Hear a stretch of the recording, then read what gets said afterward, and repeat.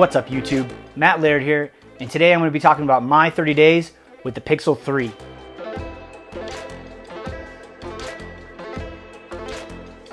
Let me preface this by saying I'm an iOS user. I'm deeply in the Apple ecosystem. I have a MacBook, an iPad, I have an Apple Watch, I have Apple TVs. I'm fully entrenched in Apple's ecosystem. So you're probably wondering why I decided to try out the Pixel 3 for 30 days. Well, a few things. One, I'm just generally becoming bored of iOS.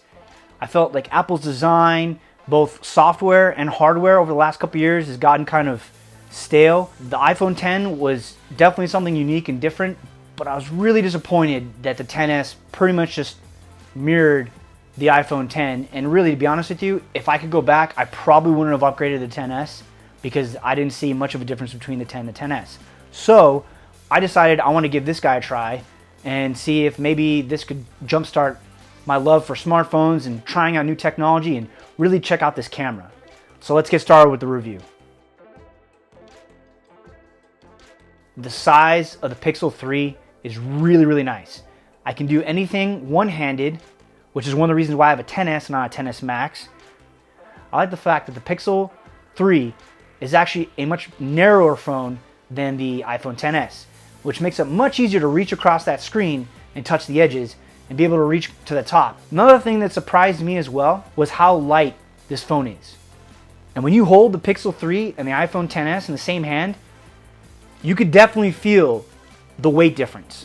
Something that I'm going to be holding sometimes for 20-30 minutes at a time, whether I'm watching a video or surfing Twitter or something, I'd much rather have that lighter device. That leads me to the overall design of the Pixel 3. And I know it's gotten some hate for being kind of bland and not having an edge screen in 2019, but I actually don't mind it. Yes, you do have thick top and bottom bezels, but you get stereo speakers.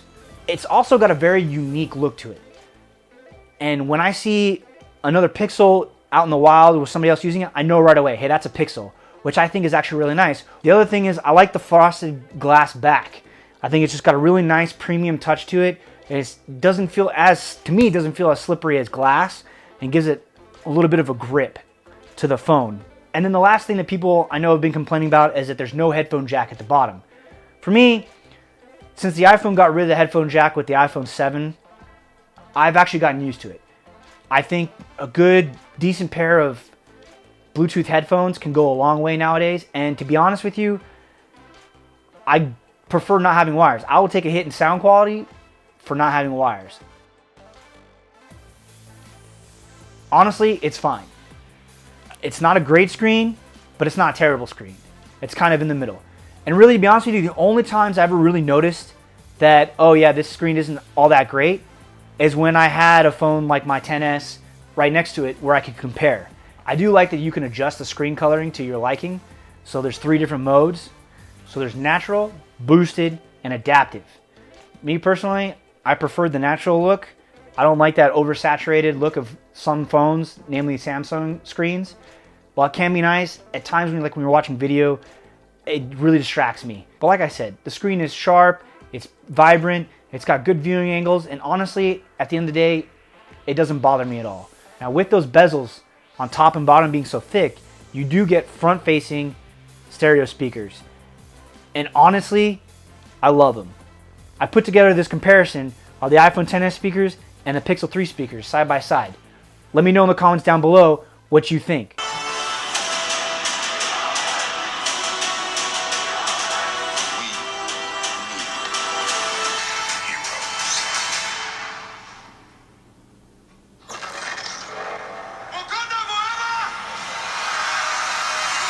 I will say that the bass and clarity do sound better on the iPhone XS, but honestly, this is again another situation where unless I'm comparing them side by side, it doesn't bother me that much. So did I miss Face ID on the iPhone XS? Not really. This fingerprint sensor on the back is a great placement. It feels natural. Your finger just naturally rests onto it, but it still runs into the same problem that Face ID does. When the phone is sitting on a desk or a table, you have to pick up the phone in order to unlock it.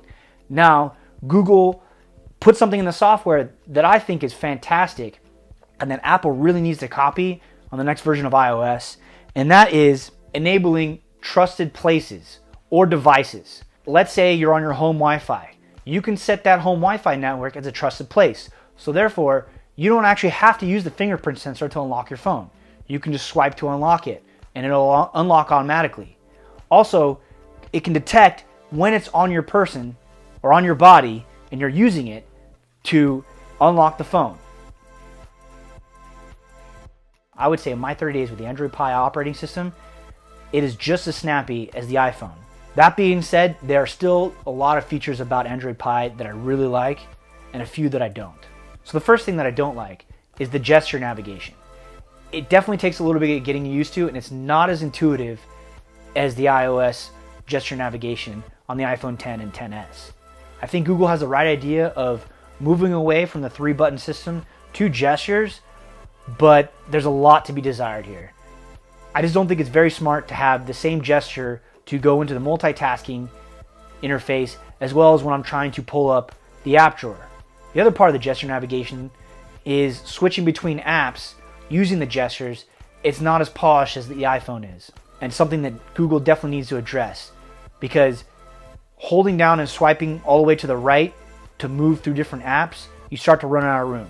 Now let's get to the things I really like and actually prefer over iOS.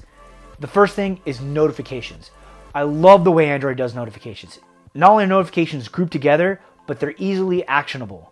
You can even, while you're in the notification stage, if you're getting this notification that you don't want anymore, instead of having to go into the notification settings just to turn them off, you can do it right from the notification stage. The other thing that I love about the notification system in Android Pie is that the control center on iOS is separate, but in Android Pie, it's all in the same notification shade, which is awesome. So from one swipe down, I can quick toggle, and not only can I quick toggle, but if you press and hold, it'll take you straight to that setting. So that way I don't have to go through settings in order to connect to a Wi-Fi hotspot. I can do it right from the notification shade. Another thing about the Pixel 3 that I love and I wish Apple would take advantage of with their OLED screens is the always on display. I love how I can just roll over when I wake up in the morning or in the middle of the night, and I can not only see the time, but I can see if I have any notifications just by looking at the phone. And not only that, when you look at the bottom, you can see what your battery percentage is at. All doing this without ever really touching the phone. Then there's split screen. Apple, I want this. Once I figured this out, how to use split screen mode in Android Pie, I used it all the time. I can't tell you how many times I've been watching a video or something on YouTube, and maybe a question pops up that I want to Google search or look on Twitter for, and in iOS, it backs me out of the video. But on the Pixel 3, the video keeps playing. This brings me to my favorite feature about the Pixel 3, and that is the camera. This camera is amazing. The post-processing and the computational photography that Google has put in to the Pixel 3 is just remarkable, and something that all smartphone manufacturers need to be doing going forward. The night sight is amazing. It is the real deal. Once you start using it, you really start to see where Google's going with this night sight photography, and the fact that computational photography really is the future. I mean, just look at these photos. It's just mind-blowing how there's almost no light in the scene, and yet it almost looks like daylight. It really is game-changing. The other thing that I don't think gets a lot of credit is Google's portrait mode, and specifically how they implement the portrait mode. So with the iPhone XS, Apple tries to do real-time portrait mode. So as you're looking at the screen, you can see the bokeh effect, whereas with the Pixel 3, you don't see it until you take the picture. I actually prefer that over the iPhone XS because of the fact that there are limitations with the iPhone XS. One of them being that you can't be too close to your subject in order for the bokeh effect to work. So this means you have to back up in order to engage the portrait mode. Another thing that's really awesome and I think needs to be an industry standard is the front-facing selfies. Google put in a second wide-angle lens, and at first I thought this was just going to be some dumb gimmick that I would never use. And lo and behold, when I went to go take several selfies, I had to engage the wide angle selfie. And if it weren't for the wide angle selfie, I would have had to stretch my arm out or had everyone squeeze in tighter. But because of the wide angle, I didn't have to do anything other than adjust the slider. Now, where the Pixel 3 falls short in the camera department is video recording. The Pixel 3 doesn't hold a candle against the iPhone XS when it comes to video recording. The video quality that you get from a Pixel 3 is just not as good as the iPhone XS. Now, I'm not saying it's completely horrible video recording. It can still get the job done, but Google really needs to do what they're doing in the still photography and push their video recording. The other thing that I really like about the Pixel 3 is what you get in the box. A fast charger. You hear me, Apple? A fast charger. It's crazy to me that I can spend $1,000 on a smartphone and you can't include some $30 fast charger. Once you have fast charging and you can actually go from 10% to 50% in like 20 minutes, it's really just a great feature to have and something that should be standard in the box. Now, let me preface this by saying battery life isn't terrible. You can definitely get through a day, but come the evening time, you're going to be needing a charger, especially if you're going to be going out at night or staying up later. You're definitely going to have to top off. In my day-to-day use, I could get through the day, no problem, but I definitely had to charge it every single night. So my review of 30 days with the Pixel 3 comes down to one question. Am I going to switch? No, I'm going to stay with the iPhone XS. But it's not what you think. Yes, the camera is better on the Pixel 3, and that is really what's making it really hard for me to put this phone down. But it's actually the ecosystem and the Apple Watch specifically.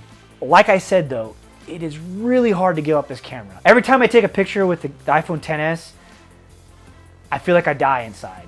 Especially in a low light situation where it's, oh man, this would be a great picture to take with night sight.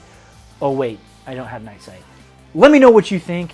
Are you an iOS user that's been thinking about switching to the Pixel 3 or even any other Android phone? Am I crazy for staying on the iPhone? Should I switch to the Pixel 3? Put your comments down below, and please like the video, hit subscribe for some more videos in the future, and I'll see you in the next one. Later.